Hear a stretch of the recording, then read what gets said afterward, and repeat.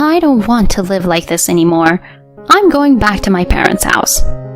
When I shouted this at the end of my patience, my mother-in-law who lived with me said, "Then take your 2 kids with you and divorce my son too."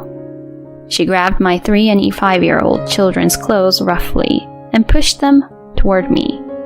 The 2 children were so terrified that they did not even cry. They looked at my mother-in-law with frightened eyes while I held them in my arms. My mother-in-law, as if to say, "I'm so relieved," she was looking down at us. I had never thought that there was such a terrible mother-in-law in the world before I got married, not knowing that she would regret it later. She kicked us out. My name is Marie. I am a 36-year-old housewife. I met my husband Josh, who is 3 years younger than me, at a company social gathering. I had never dated anyone younger than me before, so Josh was not in my romantic interest. I guess I liked his nonchalant attitude. He was very aggressive in his appeal to me. After 1 year of dating, he proposed to me. When I said yes, Josh said, "Actually, I want you to move in with me when we get married," he said. "I'm worried about my mother being alone at home." Josh's father had already passed away, and Josh had no brothers or sisters. I was so moved by Josh's family-oriented attitude. I thought he would take good care of me, his wife. I agreed to live with Josh. Before our marriage, I went to Josh's parents' house to say hello. Josh's mother was a very quiet person, and I had no idea what she was thinking. I was relieved that she did not seem to be a rude person. However, after the wedding and the registration of the marriage, and when we started to live together, my mother-in-law's prejudice against her son gradually became clear. "That's right, the wife is 29 years old. She was in a hurry to get married, wasn't she?" Josh was fooled, too, because he told me so. He said he didn't mean it. My mother-in-law didn't even know I was listening. She was calling a friend or a relative. I wanted to go out and deny it, but it seemed to be getting more and more cruel, so I held my anger and kept quiet. My parents have always been very strict. If you're going to live with them, you must serve your husband and mother-in-law well. Young people these days get divorced so easily. I will not tolerate that kind of thing. My mother also told me, "Don't come home often and take advantage of us." My mother told me and watched me go away. My mother said that from her mother-in-law's point of view, I thought it might be the same for my mother-in-law, so I thought that might really be true. If you endure it, someday you'll laugh about it. My mother said it as if it was from a song lyric. Then I was sent off, so I thought that if I got married, I would not think of leaving easily. And I decided to protect my family. To do so, I thought it was important to be financially stable. I continued to work after marriage. But my mother-in-law, "Stop it! You're making it look like my Josh doesn't make enough money." And she would say to me every time I came home from work, even when I was tired, that, "You decided on your own, okay? So I want you to do your job as a housewife too." She says to prepare dinner and clean up afterwards. "You vacuum the house every day when you're a housewife. You should also clean the bathroom and toilet every day." I was made to work late into the night cleaning the house. Even when I looked exhausted and worn out, even Josh would told me, "You're going to quit after the baby is born anyway. Why don't you just quit now?" That's what he said. I want to work even after I have a baby. More than that, I told him that I wanted him to do something about my mother-in-law. "Well, my mother has always been like that, so there's no way she would listen to me even if I told her." He said this as if it was someone else's problem. At first, I thought that my mother-in-law was a quiet person because she did not talk. I was so wrong. She was the type of person who reveals her true nature as soon as you become related. Even so, I stubbornly continued to work. After a year, my mother-in-law told me, "It's about time you had a baby," she said. "Isn't it because you are working that you can't have a child yet?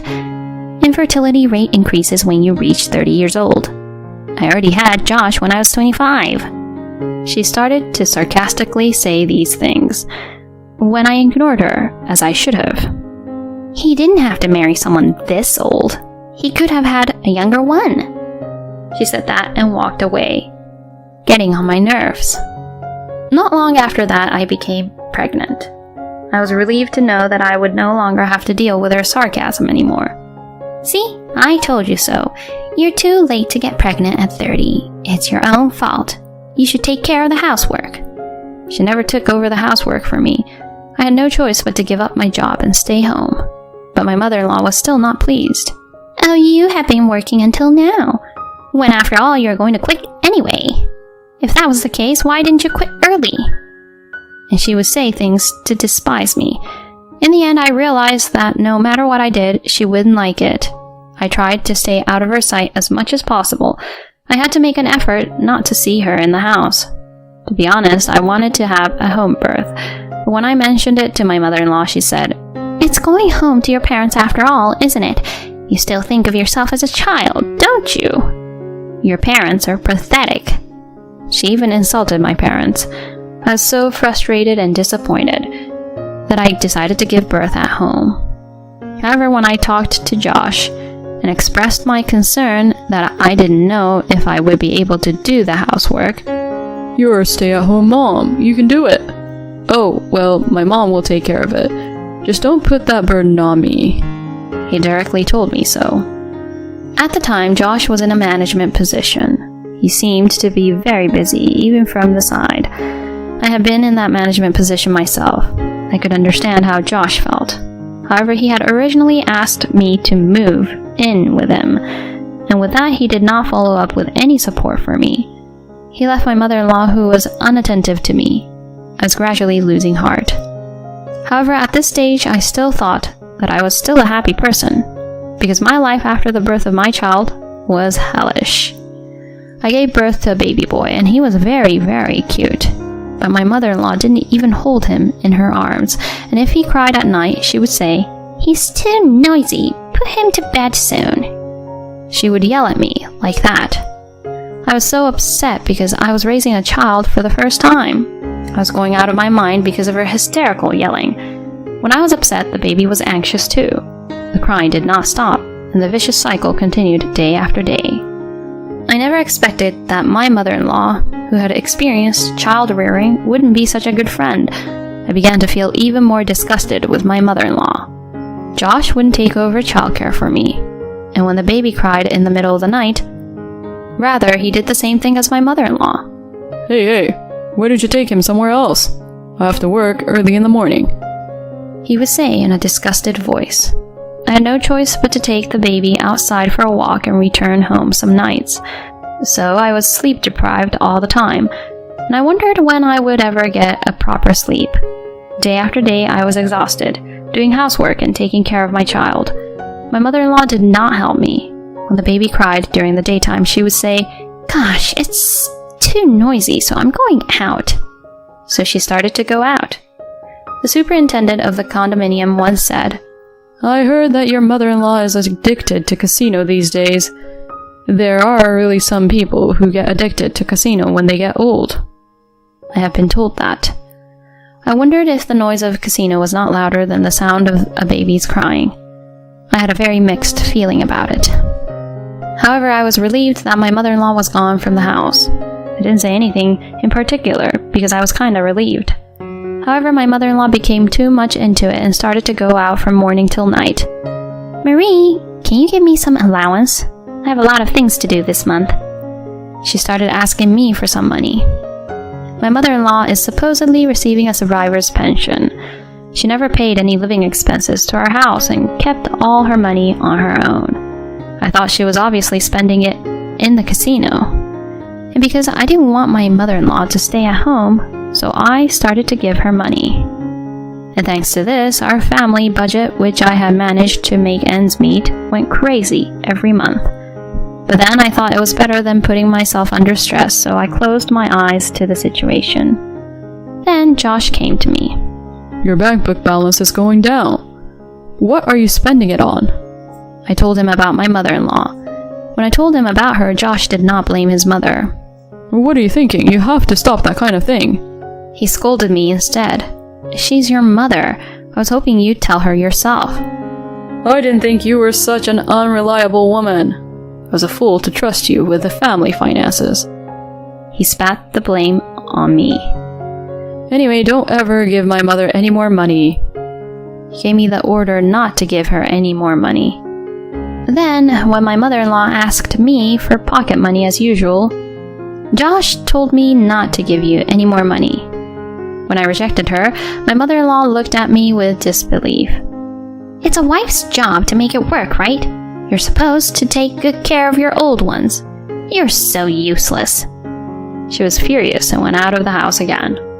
After that, I was asked for money several times, but when I mentioned Josh's name, she reluctantly gave up. I hate cheapskate wives. Who do you even think you are? She told me in a sarcastic tone and left. After a while, the urging stopped, but she continued to play in the casino. I don't know how my mother-in-law was managing her money. At that time, I was pregnant with my second child. I was so busy raising my child with my pregnant body that I didn't see what was going on around me. That was all I could think about. It was the same after I gave birth to my second child. My mother-in-law was still bullying me, and it was getting worse and worse. I was so preoccupied with making the baby grow up that I could not afford to worry about it. Furthermore, when my younger daughter turned 2 years old, I was able to get a new job, which I had longed for. I spent less and less time at home. I spent less and less time with my mother-in-law. A year passed by before I realized it. Josh started coming home later and later. I wondered if it was my imagination, but I felt that he was absent-minded more and more often. My younger son, now 3 years old, began to take to his father. Whenever he tried to go out alone on his days off, I want to go with you. No amount of coaxing by me would stop him. I asked Josh if he could take his son with him. I pleaded. No, it's not a place for children. And then, with an unclear attitude, he goes off on his own to escape. When my daughter, who was sad, persistently made a fuss, my mother-in-law, who was at home, said to her, "Shut up! Make her be quiet!" She scolded them hysterically. My 2 children were frightened by my mother-in-law and did not take to her at all. After many times of this, I finally ran out of patience. After Josh had left, I told my mother-in-law, who was scolding my daughter. I finally yelled at her, "Shut up! Shut up! You're the one being noisy." I finally yelled at her. More likely, it's your son's fault. You tell someone else's kid to listen, but you never mind your own son. I kept yelling like a madman. My mother-in-law, who had never been resisted by me before, looked at me dumbfounded. And then I finally said it. I don't want to live like this anymore. I'm going back to my parents' house. I said it out loud. Then my mother-in-law said, "Then take those 2 annoying kids with you and divorce my son." She roughly grabbed the clothes of my 3- and 5-year-old children and shoved them towards me. She then produced the divorce papers with Josh's name on them, which I don't know where she got them from. "Take that with you." And she handed it to me. I felt uncomfortable with her readiness, but I was so mad that I thought it was a good idea. I wrote down my name and packed our bags to go to my parents' house. I then went to the city hall and filled the divorce papers. Then I went to my parents' house, and my mother, who had heard so much, she accepted me without a word. When I reported it to my father with dread, he said, I see. Just that. Not, "Don't be naive, go back home." I was relieved that he did not criticize me. 2 weeks later, I was at the door of my office after work. I found 37 calls to my phone. The caller was my ex-mother-in-law. She had been calling almost every 10 minutes since early afternoon. As I was going through the incoming call history, I found another call from my ex-mother-in-law. I tapped the incoming call icon inadvertently. Then my ex-mother-in-law's loud voice echoed around me, even though I didn't put the phone on speaker. "Marie, why won't you answer the phone?" I looked at the other employees. I hurriedly put my phone to my ear and said, "I think you've got the wrong person," I said, and left the place. Several people glanced at me and looked at me curiously. "How could I be mistaking you for someone else? I've been calling you all day long, but why don't you answer?" As usual, my ex-mother-in-law was so self-centered that I was sick of talking to her. Isn't it natural because I'm at work? I mean, we are strangers now, aren't we? When I said that and tried to hang up, to my surprise, my ex-mother-in-law was standing right in front of me holding a smartphone. It seemed that she was waiting for me. My ex-mother-in-law trembled and hung up the phone. You! How dare you! You think you can do this? She took out an envelope with a Content Certified stamp and showed it to me. I popped my head in. What are you talking about? My ex-mother-in-law replied, Don't play dumb with me. It's your father, she screamed. I looked at the contents of the envelope that she handed me. It was a picture of Josh in a hotel room with a woman, and a picture of my ex-mother-in-law in a casino, and a detailed report of each of their activities. The casino clerk saying, Oh, that old woman who's here every day. I remember her because she's here from morning till night. She always gets mad when she loses. She's always losing money and getting mad, and there was also a letter testifying. And then, unexpectedly, there was a picture of my ex-mother-in-law receiving something that looked like money from Josh's cheating partner. It seemed that my father, who was the head of the credit agency, had been conducting his own investigation from the time when he became suspicious. At the bottom of that, in my father's own handwriting, I will never forget the fact that you people hurt my daughter, so be prepared. That was written. My father was angry. I was so moved to know that. In fact, I had been avoiding my father ever since I returned home. I was ashamed that I had come back to my father's house even though he had told me not to come back, so my father did not take the opportunity to talk to me. He must have sent the material to Josh and my ex-mother-in-law. I once again found the courage to fight, and when I glared at my ex-mother-in-law who was very mad, I said, What on earth did you receive from your cheating son's partner? I asked her. My ex-mother-in-law looked away. That's not important. More than that, tell your father. Tell him to destroy this document, she shouted in an obviously suspicious manner. My ex-mother-in-law, who has been playing in the casino from morning till night and keeps losing money. She must have no income other than the survivor's pension. Well, it seems that your son's cheating partner's name and address are all in here. All I have to do is ask her myself. As I said this while looking at the documents, my ex-mother-in-law started shaking and trembling. Oh, please, don't do that. You've already separated, so it's none of your business. Please, please, please! She bowed her head vigorously. I could feel the stares all around me. Anyway, I'll look into it some more. If you keep following me, I'll call security. I implored her to leave. My ex-mother-in-law bit her lip and left quietly. I hurried back to my parents' house and jumped on my father's back, who was reading the newspaper in the living room. Dad, I'm sorry, and thank you. Then I suddenly lost my mind and started to cry like a child. My dad said, Oh. Then he patted me on the back as I sobbed. I will take care of them. You don't have to do anything. He patted me gently on the head. I'm sorry you had to endure so much. And I just nodded quietly. I couldn't stop crying, and before I knew it, I fell asleep. I think I must have been tired after a long, long time. The kids seemed to be washed by my mother. When I woke up, it was morning and I was on the couch with a blanket over me. Later, Josh's affair partner told me that she wanted to marry Josh. She gave the money to my casino-crazed ex-mother-in-law to bully me. She had asked her to get rid of his son's wife and children. If the affair was found out, she would only be charged alimony and might not be able to get married. My ex-mother-in-law was more grateful of a daughter-in-law who's giving her allowance. She may have also thought that she would not have to take care of her grandchildren. After that, Josh and his cheating partner remarried. The ex-mother-in-law was not what she thought she would be, and her new daughter-in-law started to bully her. There is no food for a useless person. And the wife's voice echoed through the neighborhood every night. The former mother-in-law had no place to stay at home. Eventually, she was kicked out. After that, the new wife got tired of Josh's cheap salary and moved all her savings to herself. She sold the family home and ran away and disappeared. Josh was lonely and looked for his mother. She was housed in a facility for elderly people with no relatives, and she had a hard time there.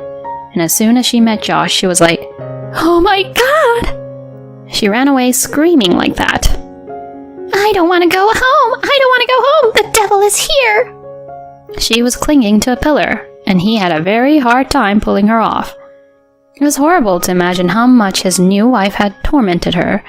I also felt that the resentment she must have felt toward his son, who had left her alone. She had lived her life according to my own desires, and having to pay the price of being bullied and tormented. I am so glad that I did not stay with Josh, who ignored my family. In the end, Josh rented a shabby apartment with what little money he had and started living alone. After work, he went to his night job and worked on weekends as well. He's managing to make ends meet while paying his alimony and child support. I can only say that he deserves what he gets. As for me, I am able to work hard at my company thanks to the cooperation of my parents in raising my children. Recently, I have been entrusted with important work. My children are also with my parents. They are very attached to them, especially my grandfather's lap, which was very popular, and we were always fighting over it. My father and mother were very strict with me, but when it came to their grandchildren, they seemed to have no pain in their eyes and loved them like crazy, unlike with me back then. But when I see my parents looking so happy, I am glad I became a mother. I feel happy to be a mother and to have been able to show filial piety to my parents. I forget the hellish day and will live happily.